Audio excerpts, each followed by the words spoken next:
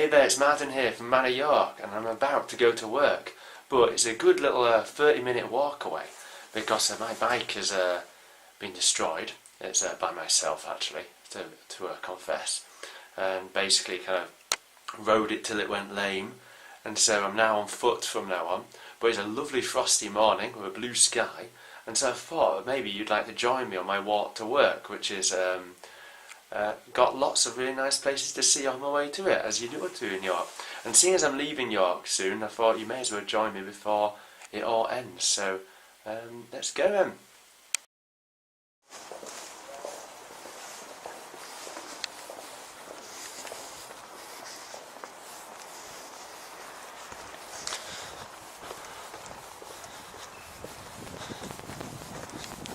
So Acomb is one of those little places that used to be a little village just on the outskirts of York, and it slowly got absorbed by it.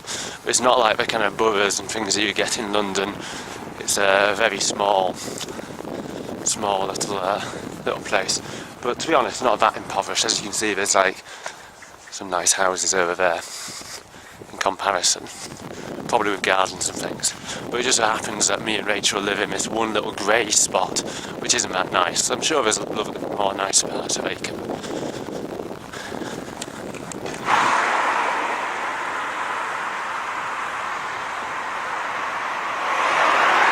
So peeking above the houses of Holgate is the Holgate Windmill.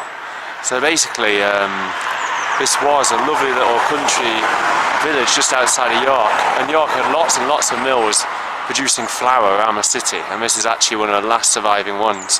Eventually, like, the city absorbs it when you get a rail station built, and they need housing for all the workers, and so Holgate and Acomb get swamped with houses in the 19th century as a result. But this stands as one last little monument of that kind of rural industry that was outside the city of York, and is now open to the public on certain bank holidays.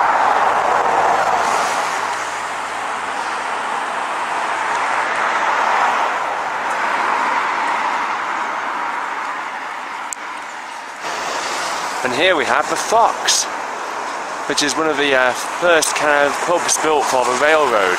And so railway workers would go to this pub like after a long day of work building the station and the lines, and eventually working the railway itself. There's also a good pub with a beer garden for smoking your pipe as well. So I hope you can hear me with all the traffic. Just going up the hill out of Holgate now. And this is like the longest kind of stretch before we get to the city of York itself. But so this Friday I'm actually house viewing houses down in Berkshire. So having a look at Wokingham and Bracknell and Windsor itself, of course. Maybe Reading as well. So it's going to be a very long day because I'm going to be getting up in the early hours. I'm going to try to arrive for 9 o'clock in Reading and then move eastwards along. So it's going to be quite a tiring week, this. I've got the whole weekend off though, so it should be good. Right, catch you at the next stop. And now we're going over a railway bridge. This was actually a site of infamy just last night, because a car actually ran into my girlfriend while she's on a bicycle. Luckily she was unharmed, but her bike was ruined. Luckily she should have it repaired. There's the railway. There's like some form of freighter train taking slabs of something, maybe, oh I don't know, it looks like steel maybe, along on there. But anyway, it's ruined the back wheel. But I was so incensed, so angry, and I think in any point, I know there's a big rivalry between drivers and cyclists, but I'm always on the cyclist side, being someone who both drives and cycles. And so, yeah, it happened just here. Like, wanted to turn right, and he wouldn't let my girlfriend go past, even though it was her right of way, and he ran right into the back of her bicycle because he was too impatient to stop. Disgusting. And then he just drove away without even stopping to ask if she was okay. So luckily she's got the number plate and hopefully she should get him done by the police, but you know, they can't really do much, can the police, can they, unless you've got video evidence. So we're now heading towards Micklegate Bar, which is one of the busiest parts of, well, one of the busiest kind of junctions in the centre of York, or crossroads, however you want to say it.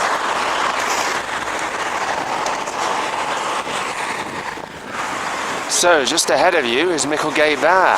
Now if you were to go left, you'd head to the train station and follow along the city walls. If you were to go right, you'll head down towards Clifford's Tower Way. Micklegate Bar is one of the finest kind of gatehouses from the 15th century. There's also the Southern Gatehouse, so it would have been the one that accepted royalty into the city. There's many legends associated with it, which I've propelled whilst working there, because I do sometimes work at Micklegate Bar, but I haven't worked there in a long time. Today probably isn't the day to work in such a place, because it's like a little fridge really, so on a frosty day like this, it's probably a nightmare working in it. It's absolutely freezing. There's no toilet facilities in there at all, and you have to have just one kettle with some paper cups. But I feel sorry for Russell, Sam or Peter, whoever it is who's working there today.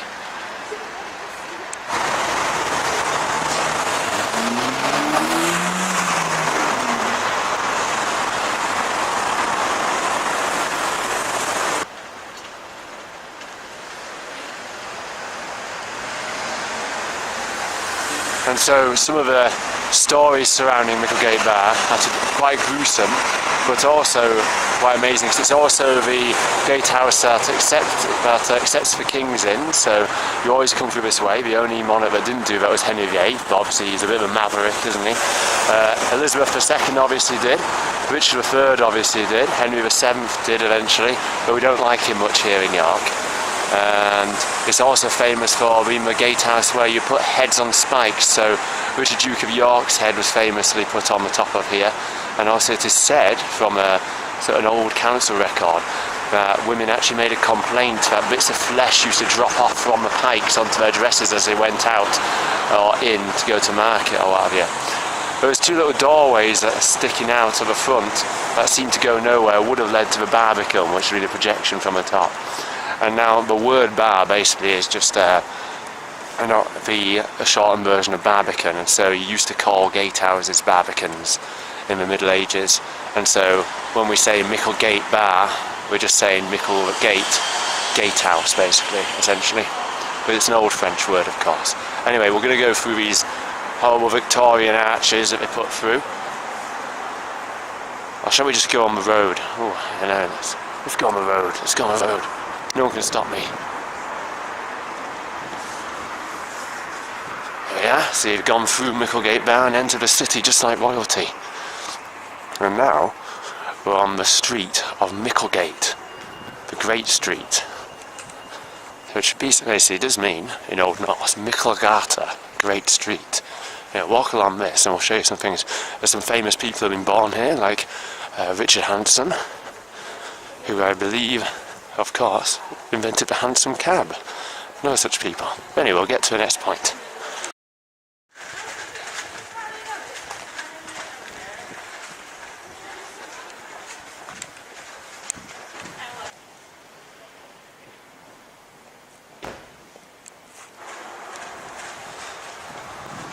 So we're now quickly having a look at Holy Trinity Priory. Or Holy Trinity Church as it is now called, but it used to be a Benedictine abbey, and before the dissolution of the monasteries. It looks beautiful today because all the kind of snowdrops are all growing in the cemetery here. Norman Archer. We're not going to stop here long, but this used to be one of the most important monasteries in York, just at the edge, but also within the city walls, which is surprising. It also is famous because it has its own stocks still here. The days of punishment, like the real stocks are in the church itself, which I'm not going to go in because I'm running out of time before I start work. But there's some replicas for you there.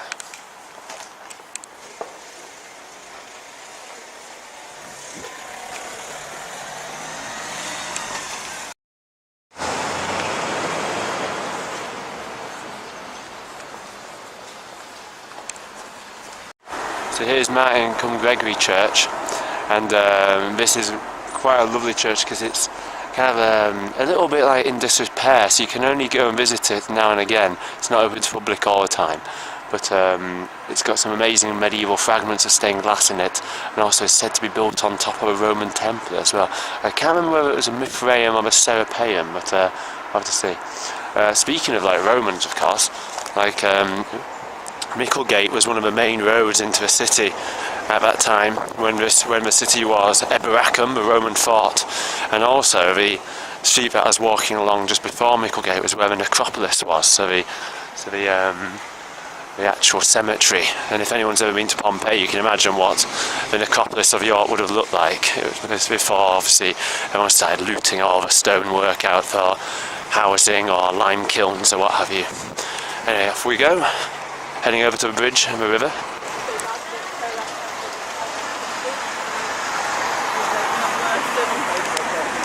So we're now on the bridge, taking in the glorious sunshine of this winter morning. Very crisp and frosty and sunny. So here is the River Ouse. Down there you can see the famous pub, the Floods, with the true king, Richard III's head on it, the King's Arms. Very cheap for pints. I'm sure Sam Smith's water their pints down. Over blue sky you can see All Saints Church, the Lantern Tower, rising up above the buildings, and then just over there you can see the top of one of the towers of the York Minster as well.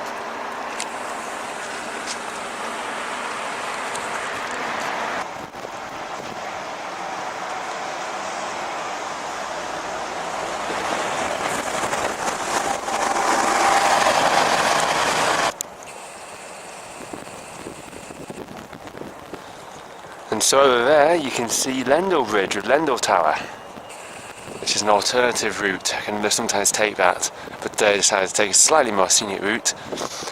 You can see the old law courts on the right hand side there, and also the site of the Augustinian Priory as well. And yeah, for the Austin Friars. The bridge we're standing on now is the Ouse Bridge, but the original medieval bridge unfortunately fell down. It was a great catastrophe, and so they had to rebuild it in the 19th century. Oh, many a drunken night has been had on this river. Let's see. Let's go.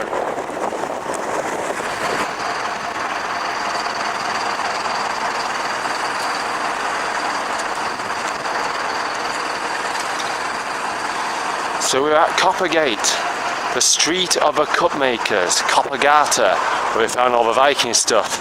It's very relevant to my work.